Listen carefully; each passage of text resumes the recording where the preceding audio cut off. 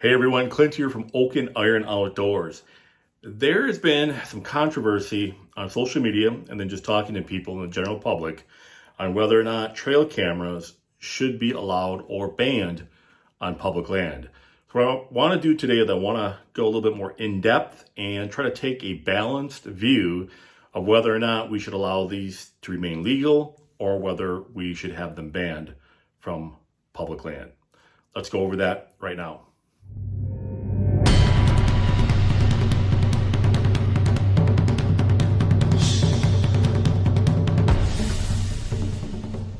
What I want to do right now is I want to look at it from an unbiased side. I'm right now going to play the role of pro trail camera for public land. And I can easily say that because I've utilized the cheapo Tascos, because if they got stolen, I was only out 28 bucks plus the SD card. And then the stealth cams, which have the hole in it, which I like. These are the cheapo stealth cams, actually. They were only about 34, 35 bucks, I believe. I like to run a Python cable through to keep the camera from getting stolen, and especially the SD card.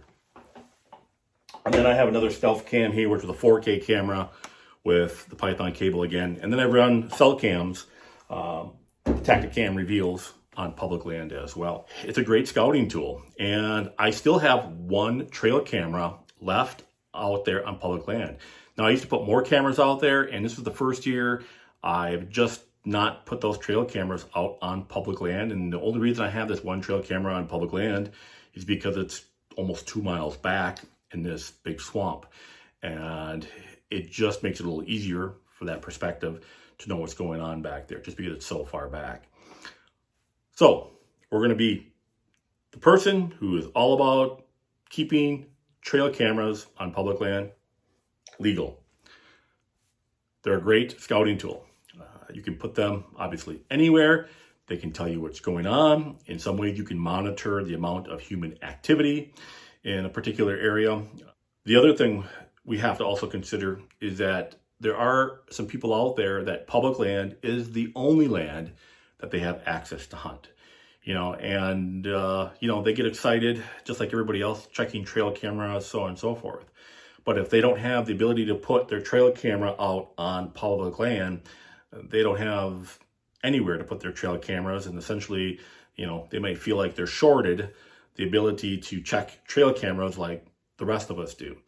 So it gives them that excitement of seeing what's going on in the deer woods, so on and so forth. I think in some ways, the trail cameras actually have replaced the old Field and Stream and Outdoor Life magazines. Because when I look back at them, the magazines would teach you a little bit, but it was more about the hype. They got you fired up. They learned a few things from that. And in some ways, I think cell cams and trail cameras have taken over what magazines did years ago. Another pro that you might want trail cameras to remain legal on public land is that it's a far drive for you. And, that's essentially what I did for northern Wisconsin, is that I had a few hour drive to get there. And I didn't have time to scout up there. I didn't have time to do any shining. I didn't have any time to do even observation sits, whatever it might be. And I wanted to know what was going on in the area. And then the cell cams can tell you what's going on 2, 3, 4 states away even, and kind of give you a heads up of when the rut's starting, what deer might be coming out to a food source on public land or a water source, whatever it might be. Now let's take a look at maybe the reasons that you might not want trail cameras to be legal on public land. The first is the controversies that it's creating. Now, I created a video earlier called Leave People Alone, and it talks about the controversy that I called somebody out on social media. They put out a trail camera, essentially, found somebody walking by it, and they put their picture all over social media saying, hey, can you tell me who this person is so I can contact them because they're hunting a spot of mine. They didn't say mine, but a spot. And, I'm sorry, but that's just not right, throwing somebody's picture all over social media. If you want to see more about that, you can go watch the video, Leave People Alone. I'll put that down in the link below. Then we're having the controversies of people stealing cameras. And if you think about it, for every camera that's getting stolen, you're probably getting a law enforcement individual involved. And that's taking up and sucking up their time. Also, by putting trail cameras out there, people think that they can claim particular spots just because their trail camera is there. And in some ways, I think it dissuades people from even hunting particular areas because they come in and think, well, there's a trail camera there. Somebody's already here. Now, you can look at it two ways. You can look at it as, oh, there's a trail camera here. This must be a good spot. I'm going to hunt here. And then you can look at it from the other side and say, there's a trail camera here. Well, there's somebody that's already been hunting here and leaving their scent all over. I'll go on to a next spot. So, essentially you can look at it from two different directions. But trail cameras, for people, they're putting them out there to try to claim particular hunting spots. Another one is the privacy component. When you go out into the woods and you walk past trail cameras, you know that you're going to be on somebody's cell phone when they pop the picture up, and especially if it's a cell camera. And, I'm going to be honest with you. When I go out in the deer woods, I want to get away from people and I want my privacy out there. And I think there's a lot of people out there who are just kind of getting sick and tired of knowing that their pictures are being taken as they walk through the woods, and it's already sad enough that you can't walk through a grocery store, you can't drive through your bank, and you can't go through, Cabela's or your local sporting goods store knowing that you're on film 24/7.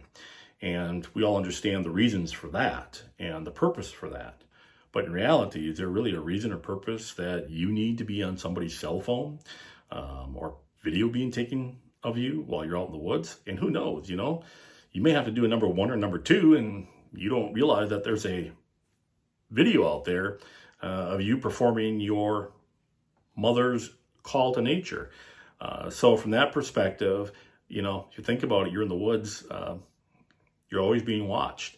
And on public land, I want to get away from people. Another thing is, people could be spied upon. I've heard of people putting cell cameras on parking lots of lakes where fishing guides frequent. So if you see a particular fishing guide putting his boat and rig into or pulling into a parking lot, you know that lake must be hot right now. And you could essentially say the same thing for a public land parking lot. If you see a particular maybe outfitter, maybe a certain person that drives a certain truck or vehicle, and they put out that cell cam to see if this particular celebrity, whomever it might be, pulls into that parking lot to hunt. So is that common? Probably not, but it just goes to show you some of the things that can happen when privacy on public land is being given up. What I want to do is I want to look at public land as me stepping back, and this is for everybody else. I think a lot of people, when we think of hunting, it's always the me. We tend to have a lot of selfishness in the outdoors, and I hate to say it, but it's true. And matter of fact, there's some other controversies. You can just go online. There was somebody that, a lady who got a deer stolen on her by a guide. Actually, I believe it was a writer for Outdoor Life. That created a huge controversy in regards to that because, once again, there's a lot of people out there. It's all about the glory. It's all about the big buck that I got and the selfishness of it. So what I want to do right now is I want to take a look at it and stepping away, and I want basically to say what is best for the public and who makes up the public land hunters out there. And I'm going to be honest with you, I still hunt public land. I'm almost 50 years old, and I've been hunting public land for a long time. And the people I see hunting public land mostly are the people who don't own land. They can't afford to lease land. They're usually young people, a lot of times just out of high school or still in high school. And then I see the dads and even sometimes the moms who go out and they take their child out there hunting that one weekend of the year or maybe 2 weekends of the year because, they just don't come from a very big hunting family, but they want to introduce their kids into hunting. And when we think about it, it almost becomes a little unfair to have these individuals like myself to come in with 12, 13, 14 trail cameras on a huge piece of public land, whatever it might be. And then we can even throw the permanent stands into that realm as well. And for me, and you can see where I'm going with this already in regards to my thoughts on trail cameras on public land. I want to see it to be even for everybody. I want to see it even across the board. And the best way to do that is essentially not have trail cameras on public land. And the other thing is, you don't have the controversy anymore of people stealing trail cameras. You don't have people claiming particular areas because their trail camera is in a particular spot. You don't have the influx of 15 vehicles in the parking lot because a 170-inch buck just came through 10 or 12 trail cameras, cell cams, whatever it might be. And this just takes away a lot of that controversy. I also feel that public land connects us a little more with the history of hunting, especially if we can go the route with not having trail cameras in the woods or permanent tree stands. We can walk into the woods in northern Wisconsin and I can still feel like I am hunting in the late 1800s, even though we're in the 2020s right now. And that gets taken away a little bit when you start seeing trail cameras everywhere, you start seeing permanent tree stands everywhere. And I think it can be intimidating for some people as well. And I think some people actually will just put trail cameras right on the main path walking in to intimidate people. The form of intimidation. Now, can I prove that? No.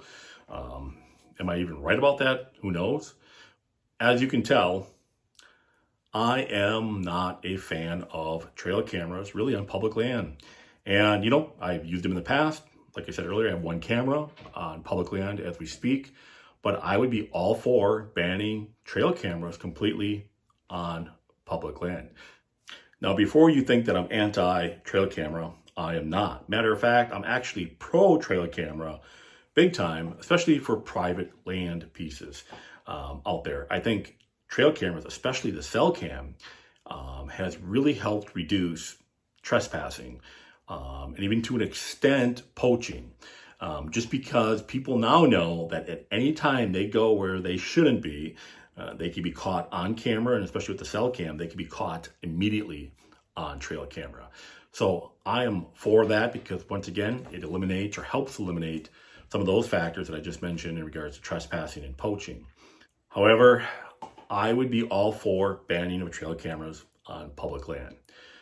Matter of fact, when I go hunting in northern Wisconsin, I always kind of feel or try to immerse myself into the mindset of being in the late 1800s. I know it sounds a little weird, whatever it might be, and I just like to be old school. I like to wear my Stormy Chromer when I'm hunting, look like one of the old-time deer hunters because that's what I enjoy.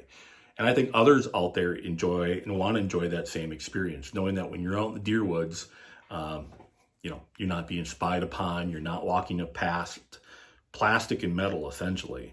I want to see brush, grass, birds, bugs, bees, and deer. I don't want to be walking past permanent metal tree stands or trail cameras hooked up to big batteries. I just want to see the wilderness as it was intended to be.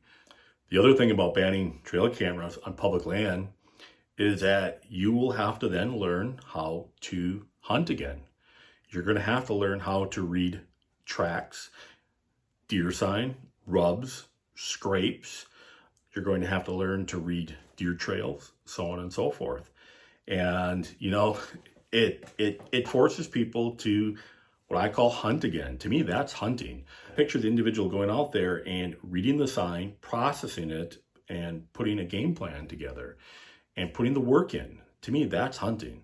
And that is what hunting is all about. Pulling the trigger is just a very small percentage of what deer hunting is. And, with that being said, I believe that kind of keeps the traditional values of hunting alive.